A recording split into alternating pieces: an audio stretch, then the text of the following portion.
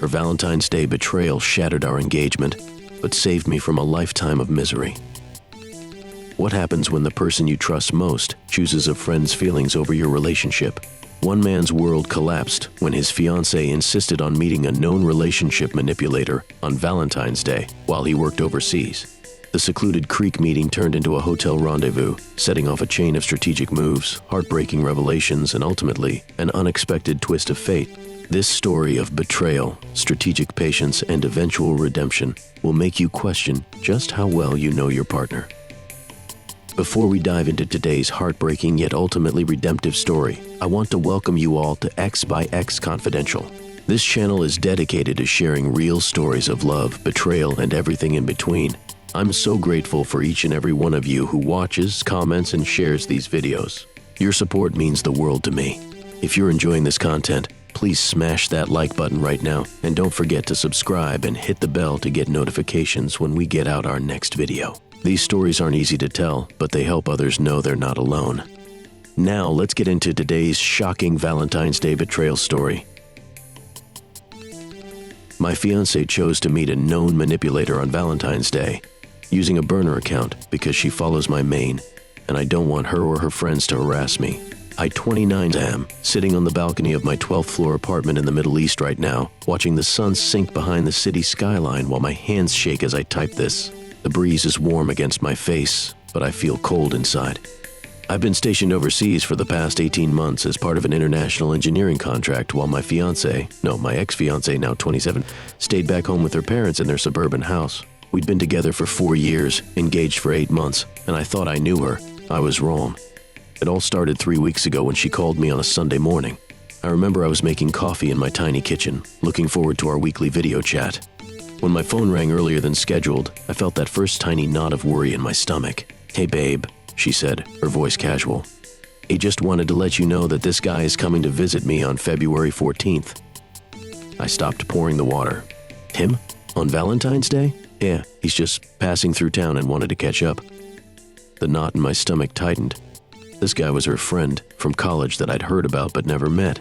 And he was choosing Valentine's Day to visit my fiancée while I was 7,000 miles away. That's weird timing," I said carefully. "Why would he pick Valentine's Day?" "Oh my God, it's not like that," she laughed. "A's just a friend. You're not jealous, are you?" I might have let it go if that was all. But then I remembered what our mutual friend had told me about this guy at Christmas when I was home visiting. He had a reputation. He deliberately pursued women in relationships. He'd broken up at least 6 couples in their extended friend group. My buddy told me this guy would befriend women, manipulate them, sleep with them, and then disappear. The worst part? He'd gotten 4 women pregnant. He seemed to target vulnerable women, especially those whose partners were away.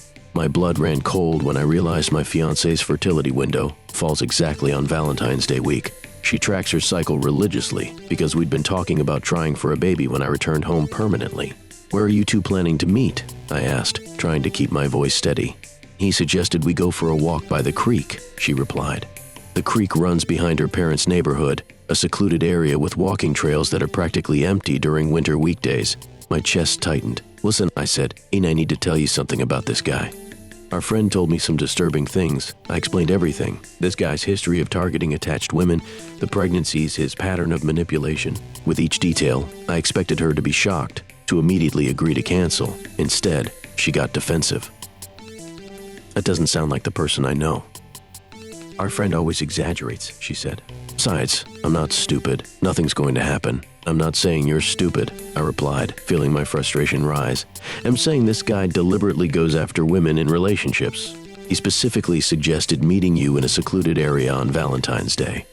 Don't you see how inappropriate that is?" "You're being controlling," she snapped. "Insane. I'm allowed to have male friends. And this isn't about having male friends. This is about this specific guy who has a known pattern of destructive behavior." We argued for nearly an hour. My throat was dry, my head pounding. I couldn't believe she was choosing this hill to die on. "And I don't want to hurt his feelings by canceling," she finally said. "About my feelings?" I asked, my voice breaking. "You're putting this guy's feelings above our relationship. You're overreacting. I know what I'm doing." I took a deep breath. "If you choose to go meet him, knowing how I feel and what I know about him, I will have to seriously reconsider our future together." The line went quiet for a moment. Then she said, "I'm still going to meet him." I ended the call and sat on my kitchen floor, my coffee forgotten. My hands were shaking so hard I had to put my phone down. 4 years together, and she was willing to risk it all for a guy she claimed was just a friend. I felt sick to my stomach, betrayed in the most fundamental way. Edit 1. Valentine's Day. I couldn't focus at work today. I kept checking my phone, hoping she'd message to say she'd come to her senses and cancel the meeting. Nothing. The whole day passed, evening back home, without a word. I sent a casual text asking about her day. No response. My apartment feels like a prison tonight. I've walked from my bedroom to the living room and back about 50 times. I can't eat. I can't sleep. It's 2:43 a.m. here now, which means it's early evening back home. They could still be together. The thought makes me physically ill. Finally, at 4:18 a.m. my time early evening back home, she sent a text. I had a really nice time catching up with him at the creek and then grabbed dinner at an Italian restaurant. Heading home now. Love you. Dinner? That wasn't part of the plan she told me about. I called immediately, but she didn't pick up. I texted asking her to call me when she got home. It's now 6 a.m., and I still haven't heard back. I have a 9-hour workday ahead of me, and I haven't slept a minute. Edit 2, the day after. She finally called me late last night, my time. She sounded distant, almost annoyed that I was asking for details about her day with him. We walked by the creek, then got hungry so we went to a restaurant, she said. As then he dropped me off. That's it. Why are you interrogating me? And I'm not interrogating you. I'm trying to understand why you're being so defensive about spending Valentine's Day with another man when you know how uncomfortable it made me. Nothing happened, she insisted. Only you need to trust me. Her voice sounded different somehow. There was a coldness I'd never heard before. After we hung up, I couldn't shake the feeling that she was lying. I barely recognize her anymore. Edit 3-4 days later. I spoke with a lawyer today. I found one here who specializes in international relationships and asset protection. I told him everything, and he advised me to start documenting all our conversations and to be very careful about shared finances. Don't make any accusations yet, he said, and just quietly protect yourself while you gather information. Following his advice, I withdrew my portion of our savings from our joint account this morning, about $24,000. I also called my credit card companies and checked for any unusual charges. There was a $340 charge at a lingerie store from 3 days before Valentine's Day that I didn't recognize. My stomach lurched.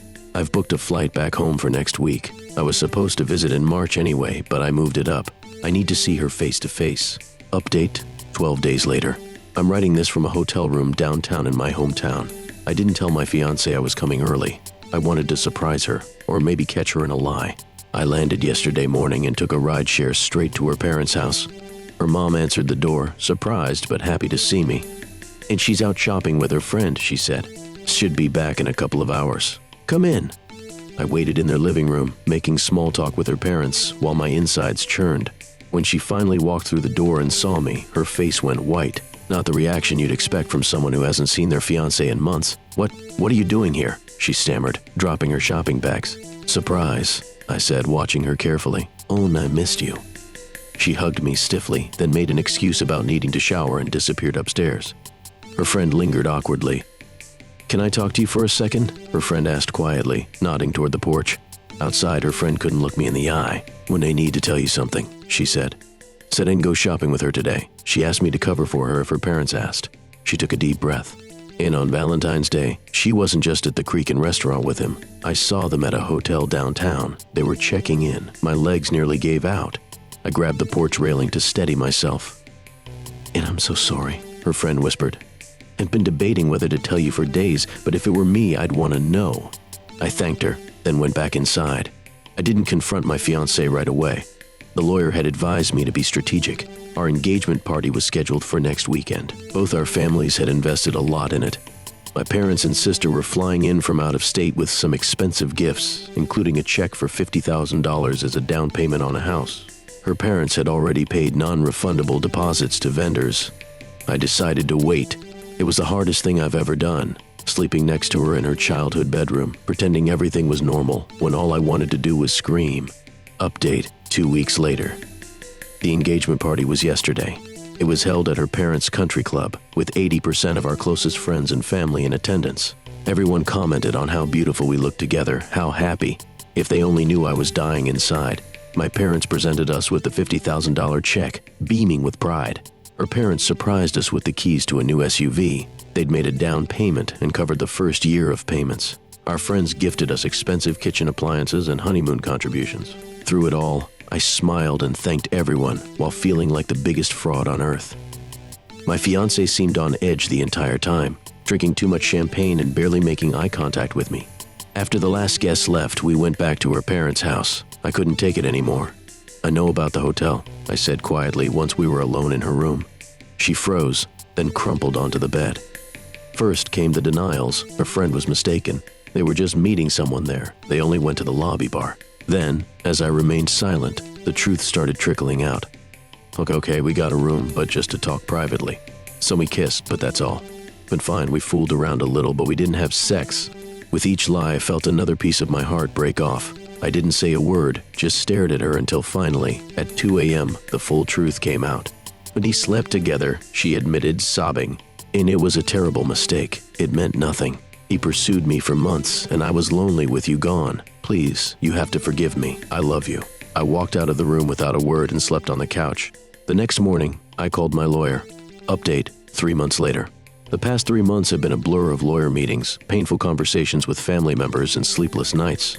I ended our engagement formally the day after her confession.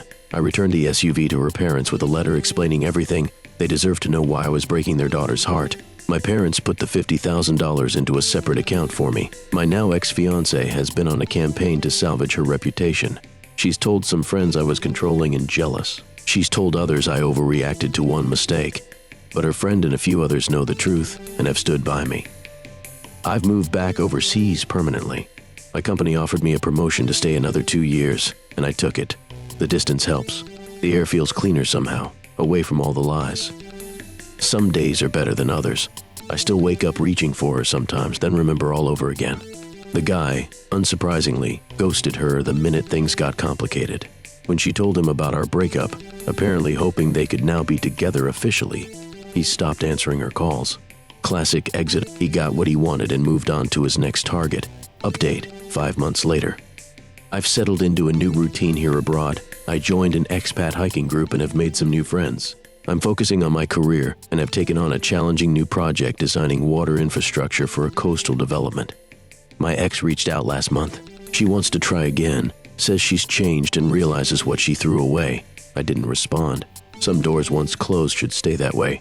Sometimes when I look out at the city skyline from my balcony, I think about how close I came to being trapped in that life. If she hadn't met him that Valentine's Day, we might have gotten married. I might be the one co-parenting with someone I couldn't trust, always wondering when the next betrayal would come. I don't hate her anymore. I actually feel sorry for her. She's caught in the trap she walked into willingly, eyes wide open despite all warnings. Life sometimes has painful ways of showing us what we need rather than what we want. That Valentine's Day was the worst day of my life when it happened. Now I recognize it as the day I was set free. Thank you all for your support through this journey. If you're going through something similar, trust your gut. It knows when something isn't right, even when your heart wants to believe the lies. And that brings us to the end of today's story. Sometimes the most painful moments in our lives lead us to better places we never could have imagined.